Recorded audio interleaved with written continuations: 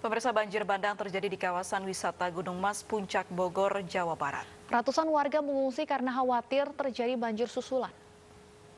Wah, cair badak deh, woi. Cair badak. Cair. Wow. Wow. Banjir bandang terjadi di kawasan Gunung Mas Puncak, Desa Tugu Selatan, Cisarua, Bogor, Jawa Barat.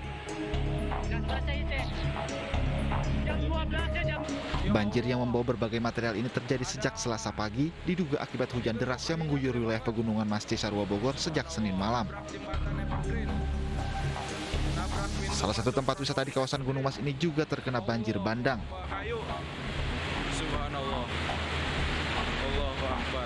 Ratusan warga yang rumahnya tergerus mengungsi di salah satu masjid di kawasan Cisarua karena khawatir banjir susulan terjadi. Lagi kerja, lihat air di atas, terus melimpah ke bawah, lagi kerja begini. Terus banjiran. Agak stres gitu. Takut ya, trauma ya. Takut. Udah berapa lama Ibu di sini? Dari jam berapa tadi? Dari jam 10-an. Saat ini kawasan wisata Gunung Mas Puncak masih dilanda hujan dengan intensitas sedang. Warga pun diimbau tidak berada di lokasi yang berpotensi terkena banjir bandang. Dari Bogor, Jawa Barat, Wildan Hidayat, iNews melaporkan. Dan pemirsa, saat ini sudah ada rekan kami Pangeran Negara di kawasan Puncak Bogor, Jawa Barat. Pangeran, bagaimana kondisi saat ini di Desa Rawadulang, Bogor, Jawa Barat?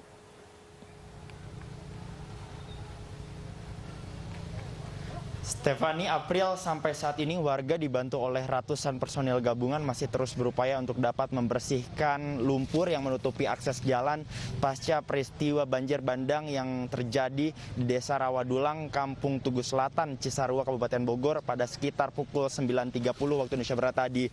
Warga dibantu dengan ratusan personil gabungan mencoba untuk membersihkan lumpur yang menutupi akses jalan dengan menggunakan alat seadanya seperti cangkul, skop, dan ada satu eskavator yang kami lihat juga tadi sudah diterjunkan tentunya untuk dapat mengangkut dan juga menyingkirkan material-material besar seperti pepohonan dan juga batu-batu besar.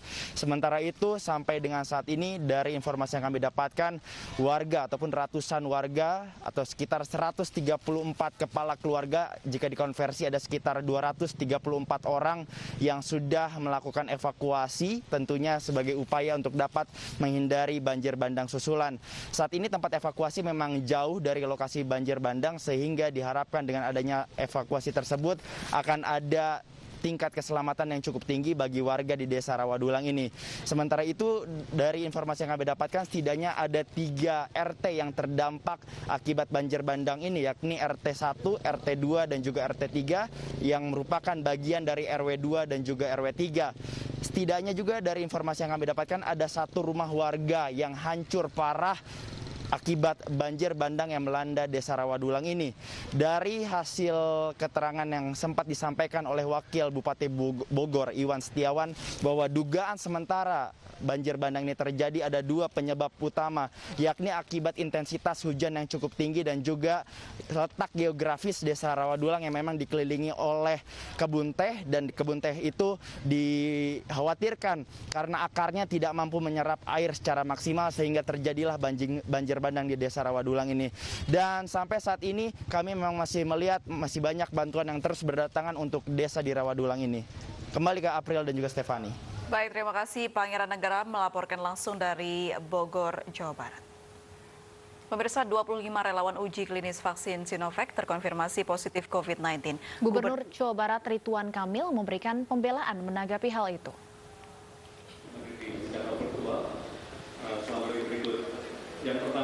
Kabar 25 relawan uji klinis Sinovac yang terkonfirmasi positif COVID-19. Gubernur Ridwan Kamil menegaskan agar hal ini jangan disimpulkan sebagai kegagalan uji klinis vaksin Sinovac.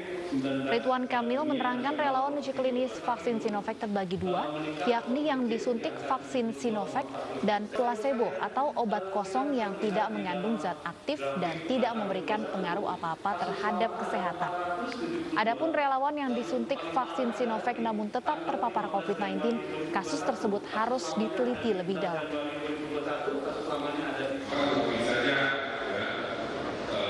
Kelompok yang positif itu adalah kelompok yang tidak disuntik vaksin, kalau ada kena vaksin,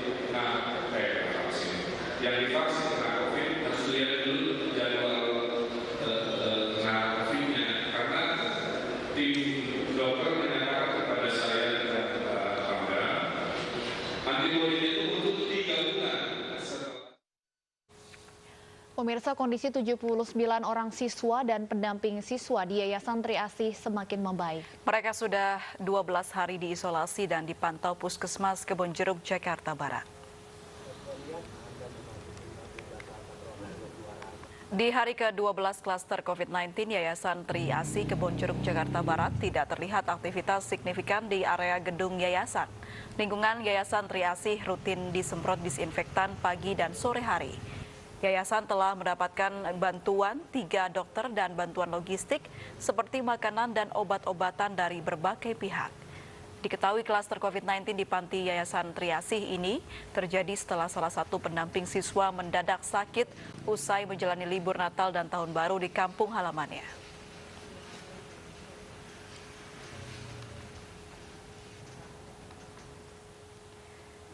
Pemirsa, meningkatnya angka positif COVID-19 di DKI Jakarta berdampak pada penuhnya IGD di Rumah Sakit Rujukan COVID-19. Pemerintah DKI Jakarta mengimbau warga untuk disiplin menerapkan protokol kesehatan.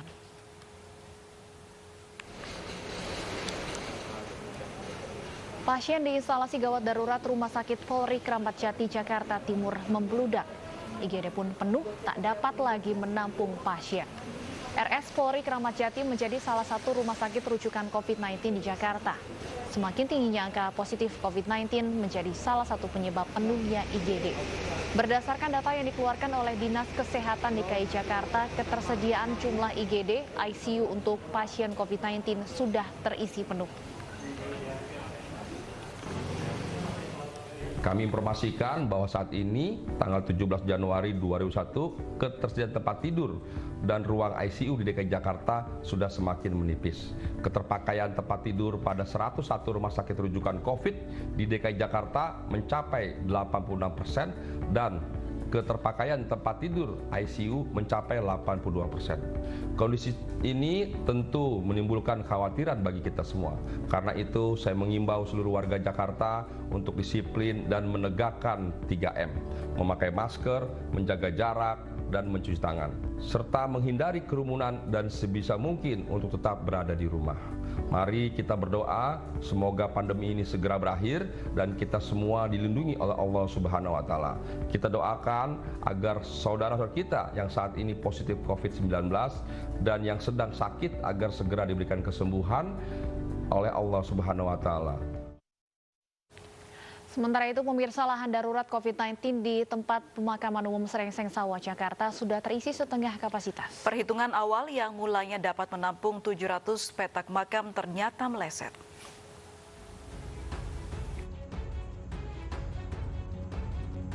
Lahan seluas 5.000 meter persegi ini merupakan lahan darurat untuk memakamkan jenazah COVID-19. Tempat pemakaman umum Srengseng Sawah, Jagakarsa, Jakarta menjadi tempat peralihan dari TPU Tegal Alur dan TPU Pondok Ranggon yang sudah terisi penuh.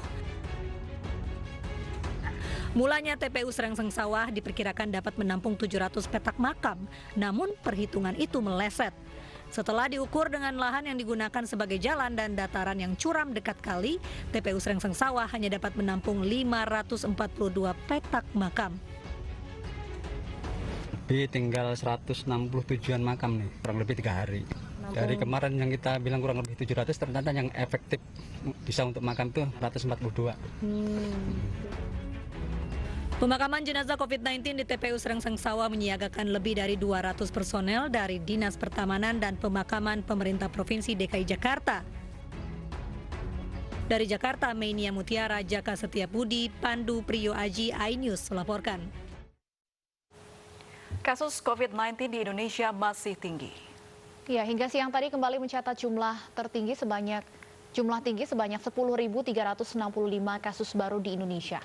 Berdasarkan data Satgas Penanganan COVID-19 hari ini tercatat 927.380 kasus terkonfirmasi, 753.948 sembuh, sementara total yang meninggal dunia mencapai 26.590.